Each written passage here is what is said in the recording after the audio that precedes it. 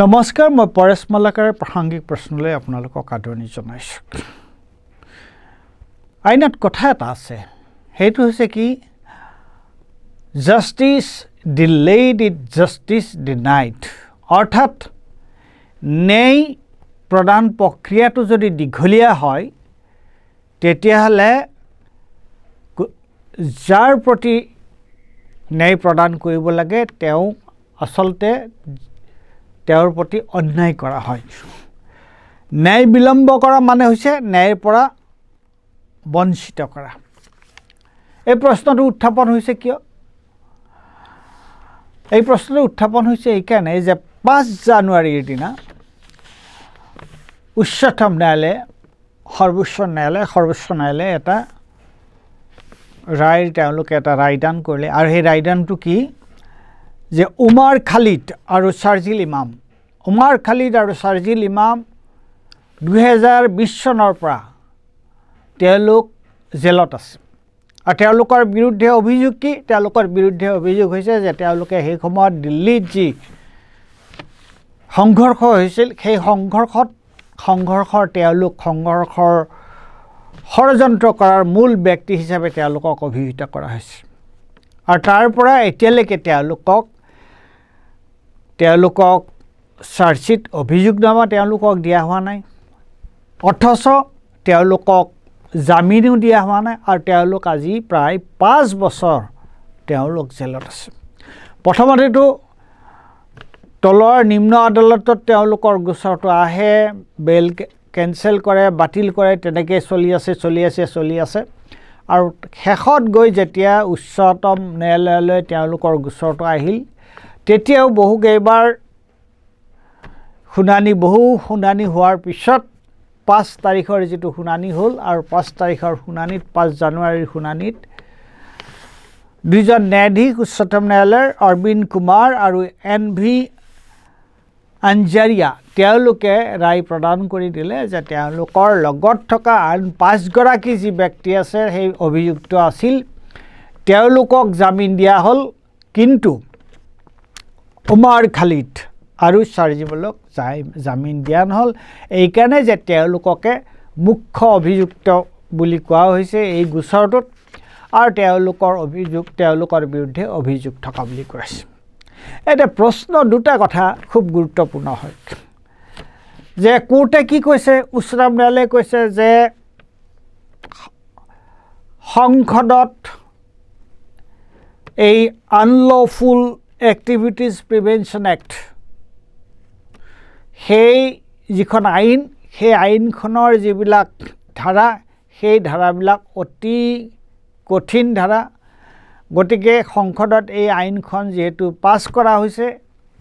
এই আইনৰ অধীনত তেওঁক গ্ৰেপ্তাৰ কৰা হৈছে, আৰু সেইকাৰণে কোৰ্টে তেওঁলোকক জামিন দিব নোৱাৰে। কিন্তু সংবিধানৰ 21 নম্বৰ যি অনুচ্ছেদ, সেই 21 নম্বৰ অনুচ্ছেদত কোৱা হৈছে যে এজন ব্যক্তিৰ যিটো ব্যক্তি স্বাধীনতা আৰু তেওঁলোকৰ যিটো জীৱনৰ যিটো অধিকাৰ, সেইটো এটা ছেক্ৰোচেণ্ট, সেইটো এটা অত্যন্ত গুৰুত্বপূৰ্ণ অধিকাৰ। কিন্তু তেওঁলোকে কোৰ্টত কথা হৈছে যে তাত ৰিজনেবল ৰেষ্ট্ৰিকশ্যন এটা থাকিব পাৰে। এতিয়া 3টা কথা খুব গুৰুত্বপূৰ্ণ কথা ইয়াত। 3টা কথা কি গুৰুত্বপূৰ্ণ? এটা হৈছে এই যিখন আইন চিটিজেনশ্বিপ এমেণ্ডমেণ্ট এক্ট, এই চিটিজেনশ্বিপ এমেণ্ডমেণ্ট এক্টত সংখ্যালঘু, বিশেষকৈ ধৰ্মীয় সংখ্যালঘু মুছলমানসকলক বাদ দি ভাৰতবৰ্ষৰ সংবিধানৰ প্ৰস্তাৱনাত কোৱা হৈছে যে সকলো ইয়াত জাতি, ধৰ্ম নিৰ্বিশেষে, ভাষা নিৰ্বিশেষে সকলোৱে ইয়াত কোনো যে তাত ধৰ্মক লৈ, ভাষাক লৈ, জাতিক লৈ তাৰ কোনো ভিন পৰৰ প্ৰশ্ন নাই। কিন্তু খন এমেণ্ড কৰি চিটিজেনশ্বিপ নাগৰিকত্ব আইন সংশোধন কৰি এই চৰকাৰে তাত এটা ব্যৱধান এটা আনিছে, তাত তেওঁলোকে এটা পাৰ্থক্য এটা আনিছে, আৰু আনি মুছলমানৰ বাহিৰে বাকীবোৰ ঠাইৰ মানুহক তেওঁলোকে চিটিজেনশ্বিপ দিয়াৰ ব্যৱস্থা এটা কৰিছে। আৰু তাৰ কাৰণে সমগ্ৰ ভাৰতবৰ্ষত এটা বেলেগ ধৰণৰ আন্দোলন হৈছিল, আৰু অসমত সেই সময়ত কেনেকুৱা ধৰণৰ আন্দোলন হৈছিল আপোনালোকে দেখা পাইছে এতিয়া প্ৰথম কথা মই এতিয়া কৈছোঁ তিনিটা কথা এই যিখন আনলফুল এই যে যিখন ইউপিএ এক্ট যিখন সেইখনকে বহুতেই এখন অসাংবিধানিক এখন আইন বুলি ক'ব বিচাৰে আৰু দুই নম্বৰ কথা এই যিটো আন্দোলন হৈছিল এই আন্দোলনটো হৈছিল কিহৰ কাৰণে এই চিটিজেনশ্বিপ এক্টখন বাতিল কৰাৰ কাৰণে দিল্লীত আন্দোলন হৈছিলে ভাৰতবৰ্ষৰ বিভিন্ন ঠাইত হৈছিলে অসমত হৈছিলে চিটিজেনশ্বিপ এক্টৰ মূল কথাটো আছিলে কি যে এটা ধৰ্মৰ নামত এটা যিটো বৈষম্য সেইকাৰণে তাৰ বিৰুদ্ধে এটা আন্দোলন কৰা হৈছিল প্ৰথম কথা ইউপিএ যিখন এক্ট সেইখনেই এখন অসাংবিধানিক আৰু মানুহৰ গণতন্ত্ৰৰ প্ৰতি এটা ভয়াৱহ আইন বুলি কোৱা হয় আৰু দুই নম্বৰ যিখন আইনৰ কাৰণে যিখন আইন সংসদত অনাৰ কাৰণে গৃহীত কৰাৰ কাৰণে সমগ্ৰ ভাৰতবৰ্ষত তোলপাৰ লাগিছিল সেই আইনখন কিন্তু এতিয়াও সেই আইনখনৰ বিৰুদ্ধে সুপ্ৰিম কোৰ্টত 2020 চনৰ পৰা আৰু 19 চনৰ পৰা তাত কিন্তু এটা কেছ চলি আছে এইখন যে অসাংবিধানিক হয় আৰু এওঁলোকে কৈছে যে যিহেতু সংসদত এই আইনখন পাছ কৰা হৈছে আৰু তাত কি বুলি দিছে মই আপোনালোকক পঢ়ি দিছোঁ সেইটো কৈছে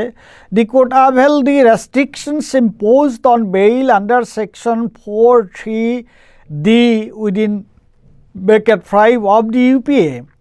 The provision required an accused to prove his innocence to get bail even before trial has ever happened.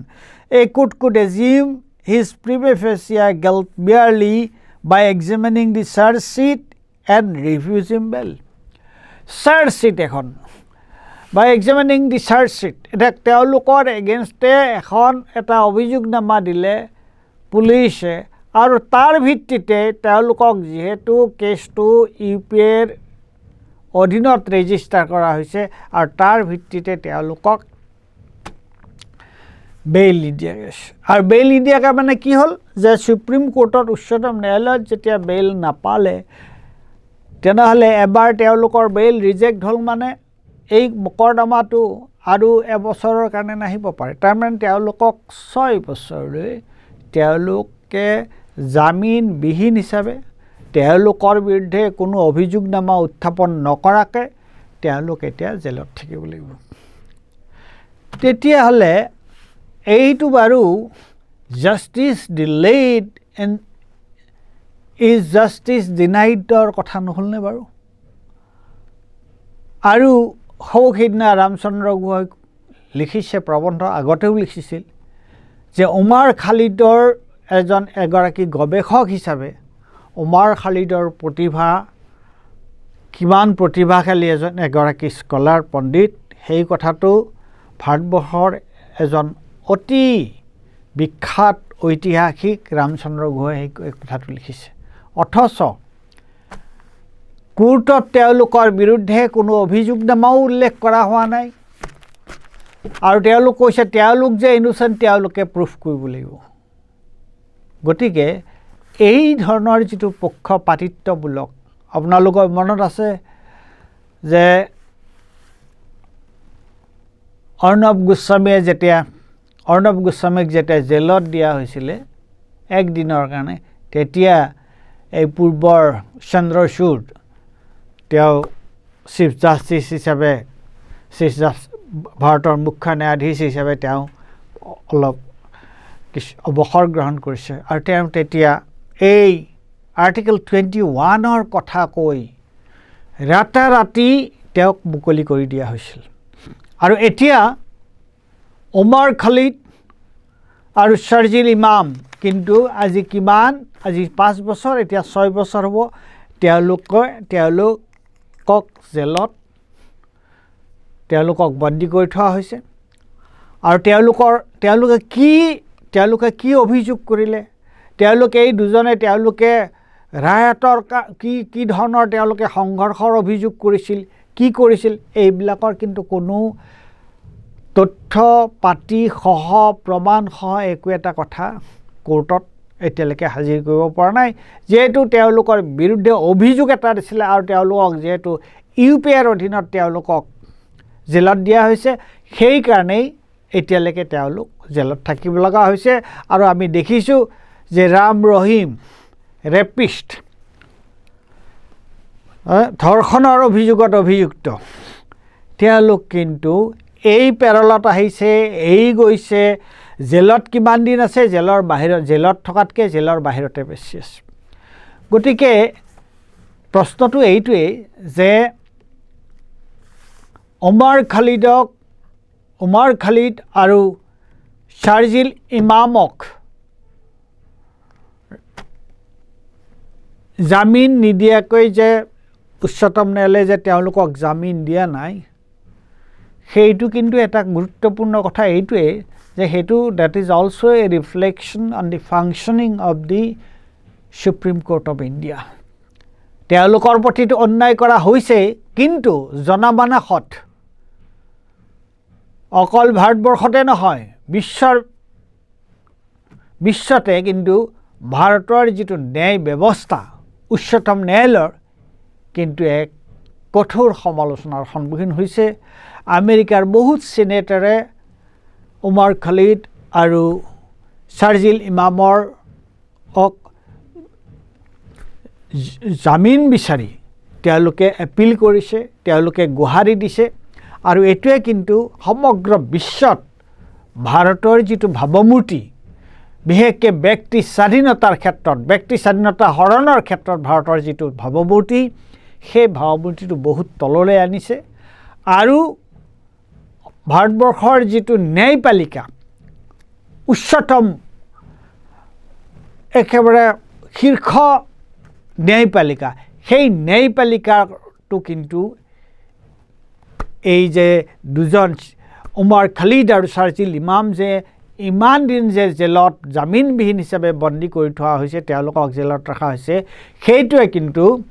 ভাৰতৰ সৰ্বোচ্চ ন্যায়ালয়ৰ আমাৰ ন্যায়পালিকাৰ একেবাৰে উচ্চতম পৰ্যায়ত ন্যায়পালিকাটো এটা কালিমা সানিছে গতিকে এইটো মই ভাবোঁ যে শুভচিন্তক আৰু যিসকলে ব্যক্তি স্বাধীনতাত বিশ্বাস কৰে যিসকলে ন্যায়ত বিশ্বাস কৰে তেওঁলোকৰ কাৰণে এইটো কিন্তু এটা অত্যন্ত গুৰুত্বপূৰ্ণ প্ৰশ্ন হৈ দেখা দিছে আৰু বিশেষকৈ তেওঁলোকক ওমৰ খালিদক জামিন নিদি উচ্চতম ন্যায়ালয়ে নিজেই কিন্তু এটা বিচাৰৰ কাঠগড়াত নিজকে নিজে থিয় কৰাইছে ধন্যবাদ